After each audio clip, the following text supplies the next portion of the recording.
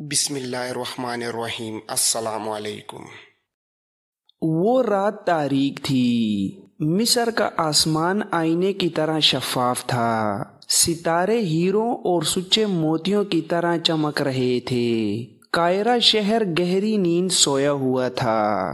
کسی کے وہم و گمان میں بھی نہ تھا کہ چند دنوں بعد ان پر کیا قیامت ٹوٹنے والی ہے۔ مصر کے سرحدی دستے بھی سوئے ہوئے تھے، صرف گشتی سنتری جاگ رہے تھے، لیکن وہ صرف جاگ رہے تھے، بیدار نہیں تھے۔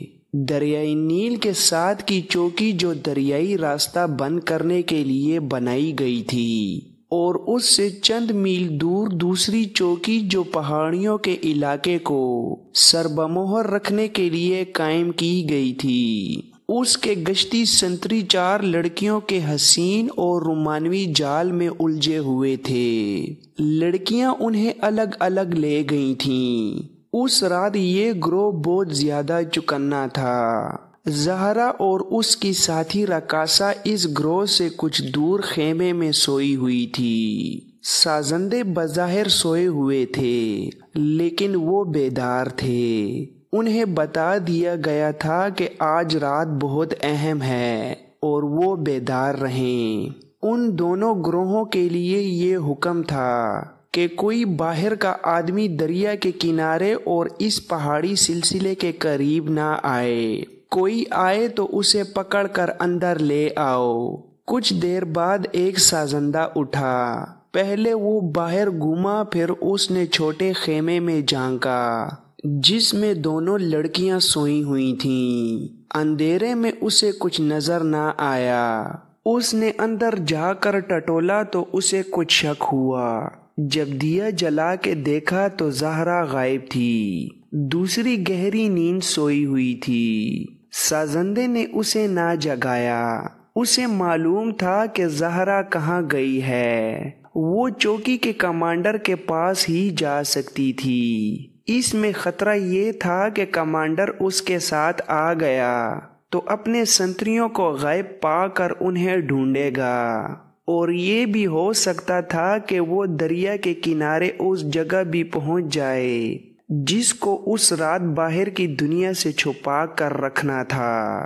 سازندے نے اپنے دو ساتھیوں کو جگایا اور انہیں بتایا کہ ان کی ایک لڑکی غائب ہے، وہ چوکی پر ہی گئی ہوگی۔ انہوں نے یہ فیصلہ کیا کہ دریا سے دور گھات لگائی جائے، اور اگر کمانڈر لڑکی کے ساتھ واپس آ رہا ہو تو دونوں کو پکڑ کر اپنے کمانڈر کے حوالے کر دیا جائے، اور اگر ضرورت پڑے تو دونوں کو قتل کر کے لاشیں دریا میں پھینک دی جائیں۔ پہاڑیوں کے اندر کی دنیا جاگ رہی تھی۔ یہ وسیع و عریض علاقہ تھا جہاں کوئی نہیں جاتا تھا، ایک اس لیے کہ یہ جگہ دور دراز اور راستوں سے ہٹ کر تھی، اور دوسرا اس لیے مشہور تھا کہ اندر فرعونوں کی بھی بدروحیں رہتی ہیں، اور ان کی بھی جو فرعونوں کے ہاتھوں قتل ہوئے تھے۔ یہ بھی مشہور تھا کہ بدروحیں آپس میں لڑتی رہتی ہیں، اور اگر کوئی انسان اس علاقے میں چلا جائے تو اس کے جسم کا گوشت غائب ہو جاتا ہے اور پیچھے ہڈیوں کا پنجرہ رہ جاتا ہے۔ یہ بتایا جا چکا ہے کہ اس پہاڑی خطے کے وسط میں فرعونوں کے بہت سے بڑے بڑے بت پہاڑیوں کو تراش کر بنائے گئے تھے۔ پہاڑیوں کو اندر سے کھوکھلا کر کے اندر محل جیسے کمرے اور غلام گردشیں بنائی گئی تھیں۔ اس رات ان زمین دوز محلات میں روشنی ہی روشنی تھی۔ ہزاروں حبشی باہر اس میدان میں جمع تھے جسے ہر طرف سے پہاڑیوں نے گھیر رکھا تھا۔ حبشیوں سے کہا گیا تھا کہ وہ اونچی بات نہ کریں، انہیں ان کا خدا دکھایا جانے والا ہے۔ حبشیوں پر خوف اور عقیدت مندی کے جذبات سوار تھے۔ ڈر کے مارے وہ ایک دوسرے کے ساتھ سرگوشی میں بھی بات نہیں کرتے تھے۔ وہ ان پہاڑیوں اور چٹانوں سے اچھی طرح واقف ہو چکے تھے۔ انہیں معلوم تھا کہ جس پہاڑی کی طرف وہ منہ کر کے بیٹھے ہیں اس کی نصف بلندی پر ایک بہت بڑا بت ہے۔ یہ ابو سمبل کا بت تھا جس کے متعلق ان حبشیوں کو بتایا گیا تھا کہ ان کے خدا کا بت ہے، اور ایک رات یہ خدا ایک انسان کے روپ میں ان کے سامنے آئے گا۔ اچانک ایسی گرجدار آواز آئی جیسے گھٹائیں گرجی ہوں۔ حبشی پہلے ہی خاموش تھے۔ اس گرج نے ان کی سانسیں بھی روک دیں۔ اس کے ساتھ ہی انہیں ایک آواز سنائی دی، خدا جاگ رہا ہے، سامنے پہاڑی پر اوپر دیکھو۔ یہ آواز بڑی بلند تھی جو پہاڑیوں اور چٹانوں کے درمیان گونج بن کر کچھ دیر سنائی دیتی رہی۔ فضا میں دو شرارے اڑتے نظر آئے جو سامنے والی پہاڑی کی طرف گئے اور پہاڑی سے جا ٹکرائے۔ وہاں سے ایک شعلہ اٹھا۔ ابو سمبل کا بت اس شعلے کے پیچھے اور کچھ اوپر تھا۔ شعلے کی ناچتی تھرکتی ہوئی روشنی بت کے محیب چہرے پر پڑی تو ایسے نظر آنے لگا جیسے بت آنکھیں جھپک رہا ہو۔ اس کا منہ کھلتا اور بند ہوتا نظر آتا تھا، اور یوں بھی لگتا تھا جیسے اس کا چہرہ دائیں بائیں ہل رہا ہو۔ حبشیوں کا یہ سیاہ کالا ہجوم سجدے میں گر پڑا۔ اس کے مذہبی پیشوا سجدے سے اٹھے، سب نے بازو پھیلا دیے۔ ان میں جو سب سے بڑا تھا اس نے بت سے بڑی ہی بلند آواز میں کہا، آگ اور پانی کے خدا، ریگستانوں کو جلانے اور دریاؤں کو پانی دینے والے خدا، ہم نے تجھے دیکھ لیا ہے۔ ہمیں بتا کہ ہم تیرے قدموں میں کتنے انسان قربان کریں، مرد لائیں یا عورت، ایک مرد یا ایک عورت۔ پہاڑیوں میں سے آواز آئی، تم نے ابھی مجھے نہیں دیکھا، میں انسان کے روپ میں تمہارے سامنے آ رہا ہوں۔ اگر تم نے میرے دشمنوں کا خون نہ بہایا تو تم سب کو ان پہاڑیوں کے پتھروں کی طرح پتھر بنا دوں گا، اور پھر تم دھوپ میں ہمیشہ جلتے رہو گے۔ تم میں سے جو لڑائی سے بھاگے گا اسے صحرائی ریت چوس لے گی۔ انتظار کرو، میرا انتظار کرو۔ خاموشی اور گہری ہو گئی۔ شعلہ آہستہ آہستہ کم ہونے لگا۔ پہاڑیوں میں سے حبشیوں کے مذہبی ترانے کی آواز آنے لگی۔ یہ ان کا وہ گیت تھا جو مذہبی تہواروں پر عبادت کے دوران گایا کرتے تھے، جو بہت سے آدمی مل کر گا رہے تھے اور 7 دف بج رہے تھے۔ نیچے بیٹھے ہوئے ہزاروں حبشیوں نے ایک دوسرے کی طرف دیکھا۔ ان میں سے کوئی بھی نہیں گا رہا تھا۔ یہ غیب کی آواز معلوم ہو رہی تھی۔ زہرا چوکی کے کمانڈر کے خیمے میں تھی۔ اس کی باتیں پہلے سے زیادہ جذباتی ہو گئی تھیں۔ اس نے کمانڈر سے کہا، اگر میں تمہیں نہ دیکھتی تو باقی عمر ناچتے اور دوسروں کا دل بہلاتے گزار دیتی۔ تمہیں دیکھ کر مجھے یاد آ گیا ہے کہ میں بیٹی ہوں، رقاصہ اور فحشہ نہیں۔ یا تم اپنے آپ کو مار لو تاکہ مجھے یقین ہو جائے کہ میرا باپ مر گیا ہے، یا مجھے قتل کر دو۔ اگر یہ نہیں کر سکتے تو مجھے پناہ میں لے لو اور اپنے گھر بھیج دو۔ آج مجھے واپس نہ جانے دو۔ کمانڈر نے جواب دیا، تم آج چلی جاؤ، میں تمہیں چوکی میں نہیں رکھ سکتا۔ میں وعدہ کرتا ہوں کہ تمہیں اپنے گھر بھیجنے کا انتظام کر دوں گا، اور اگر تم یہاں سے چلی گئی تو مجھے قاہرہ میں اپنا ٹھکانہ بتا دو، وہاں آ کر تمہیں لے جاؤں گا۔ تھوڑی دیر بعد کمانڈر نے 2 گھوڑے تیار کیے اور زہرا سے کہا کہ چلو چلیں۔ دونوں گھوڑوں پر سوار ہوئے اور چل پڑے۔ راستے میں زہرا نے کمانڈر سے پوچھا، رات کو کشتیاں یہاں کیوں آیا کرتی ہیں؟ کمانڈر نے حیران سا ہو کر پوچھا، کون سی کشتیاں؟ کدھر سے آتی ہیں؟ اس نے سوڈان کی طرف اشارہ کر کے کہا، ادھر سے۔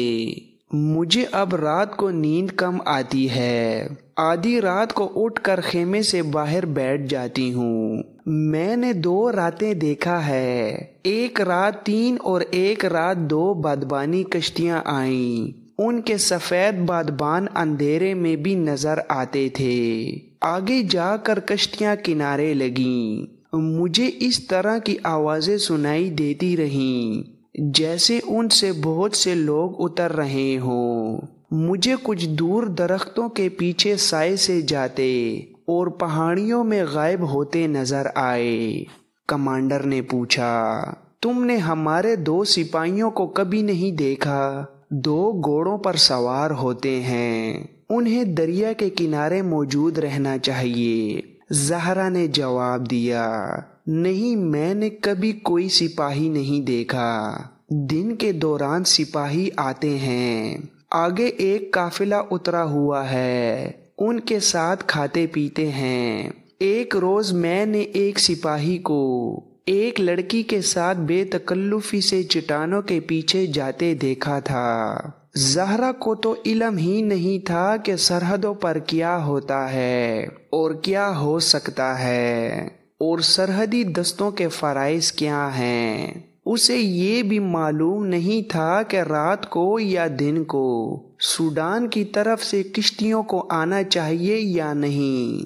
اس نے تو ایسے ہی پوچھ لیا تھا، لیکن کمانڈر کے لیے یہ اہم خبر تھی۔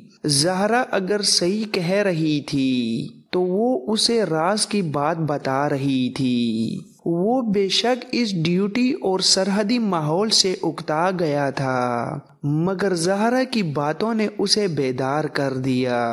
اس نے زہرا سے کہا، آؤ آج دریا کے کنارے چلتے ہیں۔ اس نے گھوڑے کا رخ موڑ دیا۔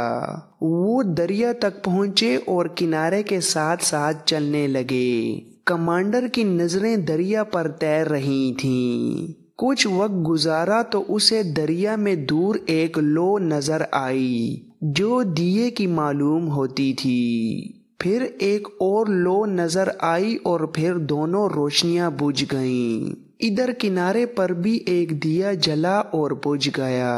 کمانڈر نے ان گشتی سنتریوں کو آواز دی جنہیں وہاں گشت پر ہونا چاہیے تھا، پر اسے کوئی جواب نہ ملا۔ اس نے اور بلند آواز سے پکارا، لیکن پھر بھی کوئی جواب نہ ملا۔ اس نے اور زور سے پکارا۔ اسے جب دریا میں 2 کشتیوں کے بادبان دکھائی دیے تو وہ پریشان ہو گیا۔ وہ زہرا کی موجودگی کو بھول گیا اور گھوڑے کو کنارے کے ساتھ آگے چلا دیا۔ زہرا بھی اسی کے پیچھے گئی۔ کمانڈر سنتریوں کو پکار رہا تھا۔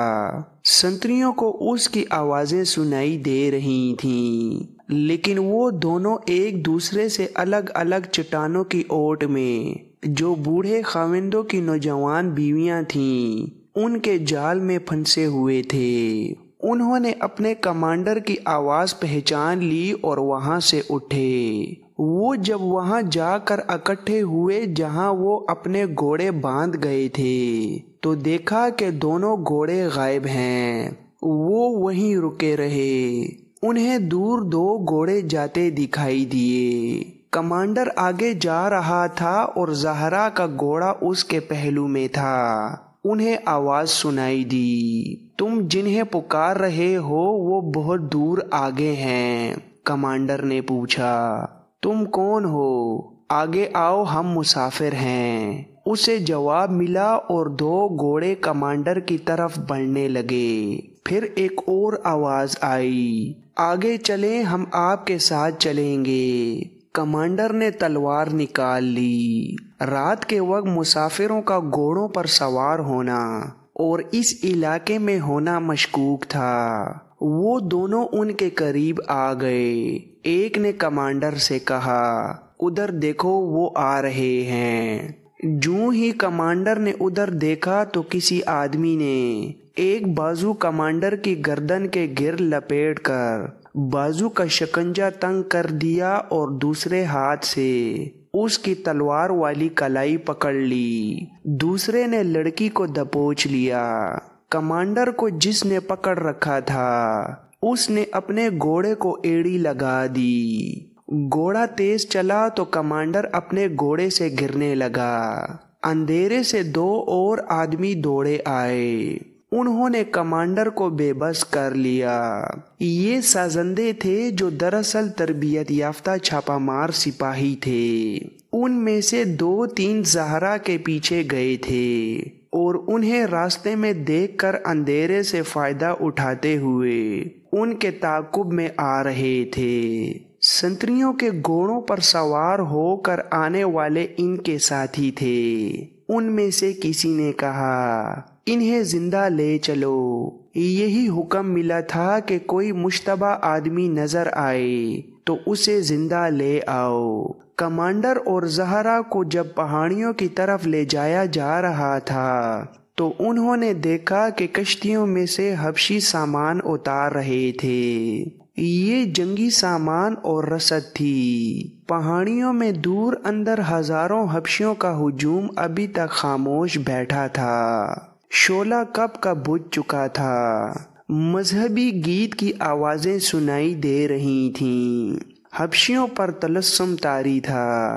ان کی جذباتی کیفیت کچھ اور ہوئی جا رہی تھی۔ وہ اپنے آپ کو ان حبشیوں سے برتر سمجھنے لگے تھے جو سوڈان میں رہ گئے تھے۔ گیت گانے والے خاموش ہو گئے تو اچانک سامنے پہاڑی پر چمک نظر آئی تھی، جیسے بجلی چمکی ہو۔ چمک پھر پیدا ہوئی جو مستقل روشنی بن گئی۔ یہ روشنی ابو سمبل کے چہرے پر پڑ رہی تھی۔ کچھ پتہ نہیں چلتا تھا کہ روشنی کہاں سے آ رہی ہے۔ یوں لگتا تھا جیسے ابو سمبل کا چہرہ اپنی روشنی سے روشن ہو گیا ہو۔ روشنی بجھ گئی اور ذرا سی دیر بعد روشنی پھر نظر آئی۔ سب نے دیکھا کہ ابو سمبل کے پہاڑ جیسے بت کی گود میں سے ایک آدمی اترا اور آگے چل پڑا۔ بت کے پیچھے سے 4 آدمی نمودار ہوئے۔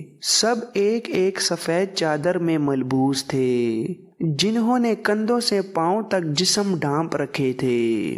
جو آدمی بت کی گود سے آیا تھا وہ کوئی بادشاہ معلوم ہوتا تھا۔ اس کے سر پر تاج تھا اور تاج پر ایک مصنوعی سام کے پھون کا سایہ تھا۔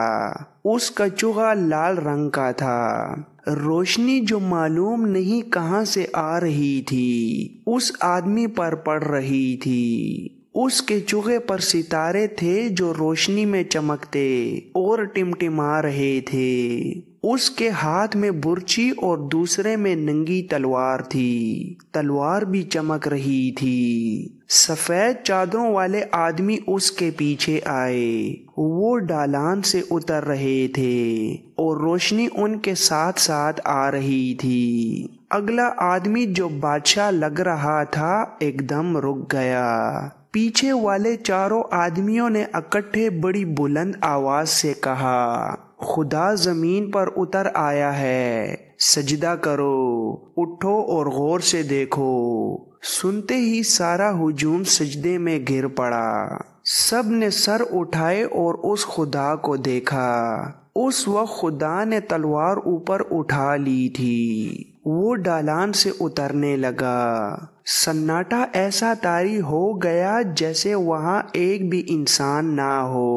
وہ اترتے اترتے ایسی جگہ آ کھڑا ہوا جو بلند تھی، چوڑی تھی اور ہجوم کے قریب بھی تھی۔ روشنی صرف اس پر اور ان 4 آدمیوں پر پڑ رہی تھی جو اس کے ساتھ تھے۔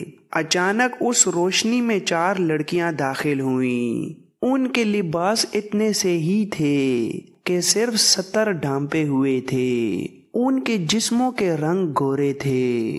ان کی پیٹھوں پر کندھوں سے ذرا نیچے پرندوں کی طرح پر پھیلے ہوئے تھے۔ ان کے بال کھلے تھے اور ایسی حرکتیں کر رہی تھیں جیسے اڑ رہی ہوں۔ وہ رقص کی اداؤں سے اس بادشاہ جو حبشیوں کا خدا تھا کے ارد گرد گھوم کر وہیں کہیں غائب ہو گئیں۔ شاید چٹان کے پیچھے اتر گئی تھیں۔ उस वक्त 4 आदमी कमांडर और जहरा को वहां एक गार में ले गए और एक कमरे में दाखिल कर दिया। एक आदमी बाहर चला गया। जब वो वापस आया तो उसके साथ एक और आदमी था। उसे बताया गया कि ये चौकी का कमांडर है और ये रकासा है और इन्हें दरिया के किनारे से उस वक्त पकड़ा गया है जब कश्तियां सामान और मजीद हबशियों को उतार रही थीं। उसने कहा, तुम इन्हें बड़े अच्छे वक्त लाए हो। ये बदबख्त हबशी इंसानी कुर्बानी मांग रहे थे। हमने अलकन के कहने पर खुदा की आवाज में ऐलान कर दिया था कि एक मर्द और एक औरत की कुर्बानी दी जाएगी। हमें कहीं से एक मर्द और एक औरत को अगवा करके उनके हवाले करना था। तुमने हमारा मसला हल कर दिया है। मालूम होता है कि हम कामयाब होंगे। हर काम पूरी कामयाबी से हो रहा है। कुर्बानी के लिए अपने आप ही 2 इंसान आ गए हैं। एक ने पूछा, क्या हबशियों ने खुदा देख लिया है? उसने जवाब दिया, अगर तुम वहां थे तो देखते कि हमने कैसे उस्तादी से उन्हें खुदा दिखाया है। बुद्ध की सामने वाली पहाड़ी से जलते हुए फलीते वाले 2 तीर चलाए गए। तीर अंदाजों ने अंधेरे में ऐसा निशाना बांधा कि सही जगह पर तीर गिरे। हमने तेल और मादा ज्यादा जगह फैला दिया था, जिसकी वजह से पहले ही 2 तीरों ने उसे आग लगा दी थी।